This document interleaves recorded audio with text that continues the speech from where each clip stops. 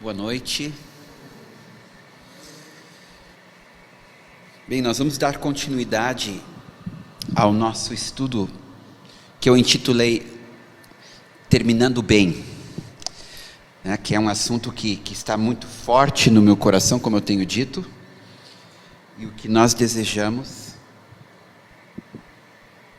é terminar a nossa jornada aqui na terra, terminando bem, ouvindo da parte do Senhor um dia, na eternidade: tu foste um servo bom e fiel, entra para o meu reino e recebe o teu galardão. É isso que nós queremos ouvir da parte do Senhor.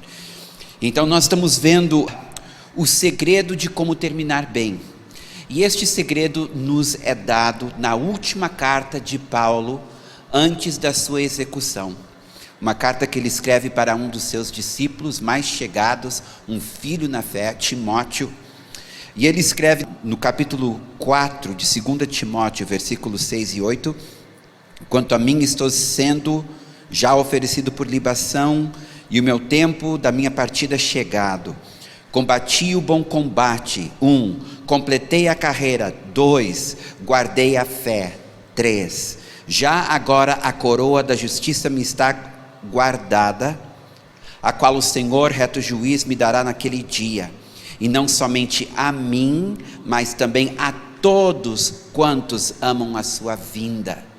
Então esta é a fórmula para se terminar bem. Nós já vimos que o primeiro passo para se terminar bem é combater o bom combate. O bom combate contra o mundo, o bom combate contra a carne, que é o nosso eu, o nosso ego, e o bom combate contra Satanás. Nós vimos que completar a corrida ou carreira tem a ver com nós cumprirmos o nosso destino, o plano que o Senhor determinou para cada um de nós antes da fundação do mundo. A nossa vida, ela não é uma vida sem sentido. Nós não somos uma nuvem que os ventos levam por onde quer. O Senhor tem um propósito com cada um de nós. Ele tem obras que Ele preparou de antemão para que andássemos nelas. Nós não podemos simplesmente fazer qualquer coisa. A nossa dependência dele tem que ser semelhante à dependência que Jesus teve do Pai, só fazendo o que ele via o Pai fazer, só falando o que ele ouvia o Pai dizer. Completar a carreira significa manter os olhos fixos no autor e consumador da nossa fé, não ouvindo as vozes à nossa volta, e até chegarmos ao fim da nossa carreira, completando essa carreira e ganhando o prêmio, que é o nosso galardão. Então nós começamos domingo passado falando sobre o terceiro aspecto de como terminar bem, e ele fala então que ele guardou a fé. Nós vimos que guardar a fé, ela tem 4 sentidos. Aqui dos 3, o guardar a fé é o mais complexo, é o mais abrangente, e nós vimos que uma das formas de guardar a fé é manter a sã doutrina.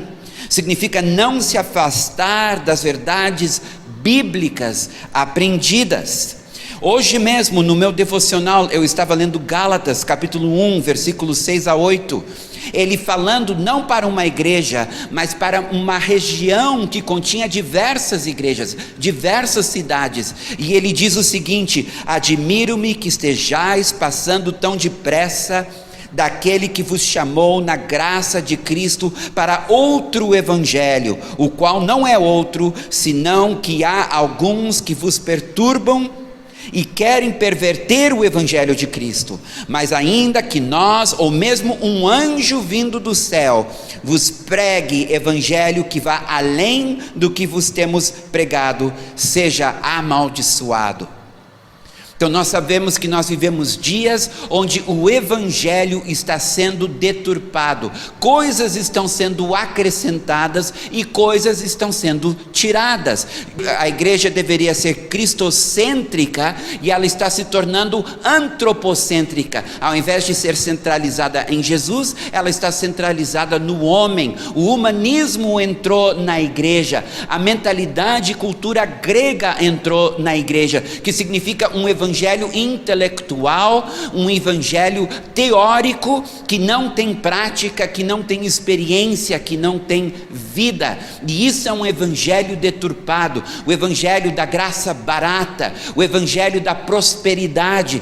São evangelhos deturpados, são evangelhos adulterados, com mistura. E Paulo disse: eu guardei a fé, ou seja, eu mantive o evangelho na sua simplicidade, na sua pureza. Isso nós falamos domingo passado. Agora eu quero falar sobre a segunda forma de guardarmos a fé. Guardar a fé significa viver uma vida que condiz com o que professamos. Em outras palavras, guardar a fé é andar em santidade, é andar como Cristo andou.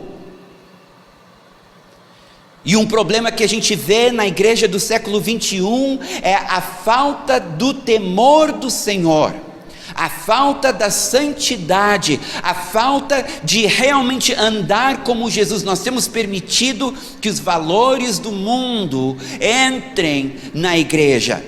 Nós temos permitido que a mentalidade do mundo entre na igreja. Nós estamos preocupados em deixar uma boa imagem para o mundo. Então nós temos medo de confrontar o pecado, temos medo de chamar o pecado de pecado. Então nós dizemos que é um desvio, nós dizemos que é uma fraqueza, nós dizemos que é uma cegueira, e nós não usamos o termo certo, é pecado. E porque a igreja não está se posicionando, nós estamos vendo a iniquidade avançando de uma forma avassaladora. E a igreja está quieta, ela está calada, porque ela quer manter o status quo, ela não quer abalar o barco, ela não quer se incomodar. E porque ela não está se manifestando, porque ela não está se posicionando, então aqueles que estão a favor dessas coisas estão. Pois deixa eu dizer uma coisa para vocês: adultério é pecado, sexo fora do casamento ou fornicação é pecado, homossexualismo é pecado. Nós somos seguidores de Jesus, nós cremos nos valores que Ele ensinou, nós não vamos mudar as Escrituras para adequá-la ao momento em que nós vivemos, simplesmente para estar na moda ou para seguir as tendências do mundo. Não. No meio da igreja nós temos adultério, no meio da igreja nós temos sexo fora do casamento, no meio da igreja nós temos fofoca, nós temos mentira, nós temos furtos, no meio da igreja nós temos ofensas. Não tem mais o temor do Senhor. Mas Paulo disse que nós devemos considerar a bondade e a severidade de Deus. Queridos, essa pandemia é um juízo, sim, apesar de alguns na igreja dizerem que não. É um juízo para o mundo e uma disciplina para a igreja, porque a igreja, ela está se conformando com o mundo. O Senhor precisa parar o avanço da iniquidade, então Ele trouxe um juízo sobre as nações. Mas Ele também precisa limpar a sua noiva da contaminação do mundo. Então para nós Ele manda uma disciplina. Nós precisamos entender que Deus é 3 vezes santo, e que o Espírito de Deus é chamado o Espírito Santo. E a palavra santo significa separado. E quando a Bíblia diz, sede santo como eu sou santo, está dizendo, vocês devem se separar das práticas do mundo, e vocês devem ser parecidos comigo na moralidade, parecidos comigo na virtude, parecidos comigo na forma de andar, de viver, de falar e de pensar. Em outras palavras, andem como meu filho Jesus andou. E o Senhor nos deu, para nos ajudar nesta caminhada, um aliado muito importante: a nossa consciência. Porque logo que eu me converti, eu pensei assim: o que é certo e o que é errado? O que eu posso e o que eu não posso fazer? Perguntando para os mais experientes na fé, o que eu posso e o que eu não posso, não havia concordância entre eles, principalmente naquelas questões que eu chamo zona cinzenta, onde a palavra de Deus não é clara. Ela não diz nem certo ou errado. É certo ir no cinema ou é errado ir no cinema? Quando o cinema surgiu, a igreja na época dizia que era pecado ir no cinema. Hoje eu acho que não tem um crente que não vai no cinema. Então, como saber o que se pode e o que não se pode fazer? Paulo diz: tudo que não provém da fé, ou seja, tudo aquilo que tu não tem convicção que é certo, tudo que não provém da fé é pecado. E tudo aquilo que tu faz achando que é errado, isso é pecado. Então veja bem que pecado, às vezes, é aquilo que não é pecado de fato, mas é pecado para ti porque tu considera pecado. Então, qual é o aliado que o Senhor nos deu para nós andarmos em santidade e no temor do Senhor? A nossa consciência. A consciência era extremamente valorizada na igreja primitiva. E na nossa geração, ela é extremamente negligenciada. Então, olha o que a palavra de Deus diz.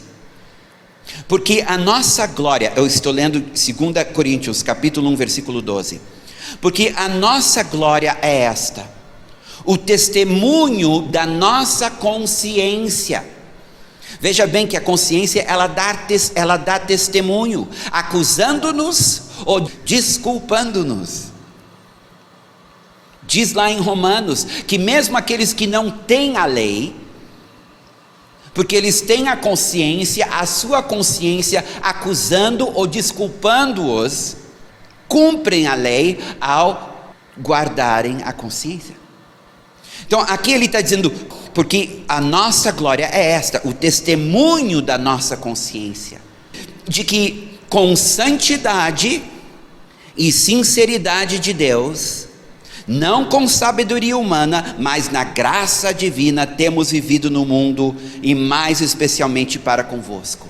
Paulo está dizendo, a minha consciência testifica que eu estou vivendo em santidade, que eu estou vivendo em sinceridade com Deus, não sou um hipócrita, não sou um falso, um fingido, a minha devoção é verdadeira, e que eu tenho vivido não pela sabedoria minha, humana, mas dependendo totalmente da graça divina. A minha consciência testifica que é assim que eu estou vivendo, e por isso que eu tenho paz. Mas olha o que ele diz em outro lugar, em 1 Timóteo capítulo 1, versículo 19, ele fala, mantendo a fé e a boa consciência, porquanto alguns, tendo rejeitado a boa consciência, vieram a naufragar na fé. Como é que se naufraga na fé? É negligenciando a boa consciência. Sabe, essa luzinha vermelha que acende dentro de nós, quando a gente está fazendo algo que não é para fazer, ou estamos falando algo que não é para falar, ou estamos pensando algo que não é para pensar. Daí alguém vai me dizer, mas a consciência pode ficar hipersensível, ou ela pode ficar cauterizada, endurecida. É verdade, mas nós temos a palavra de Deus para balizar a nossa consciência. A palavra de Deus, ela tem esse papel de equilibrá-la. É a consciência da nossa consciência. Então, quando nós estamos fazendo algo, assistindo algo, falando algo, pensando algo, e a consciência começa a piscar vermelho, a gente tem que parar, repensar e dar um passo para trás. Mas eu não sei se é ou não é certo. Bem, esse eu não sei se é ou não é, então para ti não é certo. Porque tudo que não provém da fé é pecado. Se tu não tem convicção, se tu não tem certeza que aquilo é permitido, logo para ti é proibido. A consciência precisa voltar a ser uma ferramenta para nos ajudar. O Espírito Santo usa a consciência para nos ajudar. E nós devemos sim ouvir a consciência. É quando nós não atendemos a consciência que ela vai ficando cauterizada. E daqui a pouco, pecado não é mais pecado. Eu lembro na década de 40 e 50, as mulheres usavam sutiã. E daí, com o movimento feminista, o primeiro ato feminista de liberdade foi tirar o sutiã. Então todas as mulheres arrancaram seus sutiãs e passaram a andar sem sutiã, como um protesto e um sinal de liberdade. Foi um escândalo no meio da sociedade, na igreja nem se fala. 20 anos depois, a prática da mulher andar com ou sem sutiã simplesmente não significa mais nada. Vocês conhecem a história da rãzinha? Que a rã, ela é um anfíbio de sangue frio. Isso significa que ela não produz calor por si só, o calor é externo. Então se tu pega uma rãzinha e tu bota numa panela e tu esquenta a panela aos pouquinhos, a rãzinha não percebe a mudança de temperatura e morre feliz, não sabendo que está sendo cozida. Pois é assim que o diabo faz, ele vai introduzindo práticas antibíblicas aos pouquinhos e vai nos bombardeando, tocando sempre na mesma tecla. E se nós não nos posicionarmos como cristãos, se nós não firmarmos os pés nas verdades contidas nas Escrituras, se nós não guardarmos a nossa consciência, nós iremos naufragar. E é isso a alerta de Paulo. Mas ele fala mais. Guardar a fé significa não retroceder e voltar atrás na nossa confissão, não nos desviar.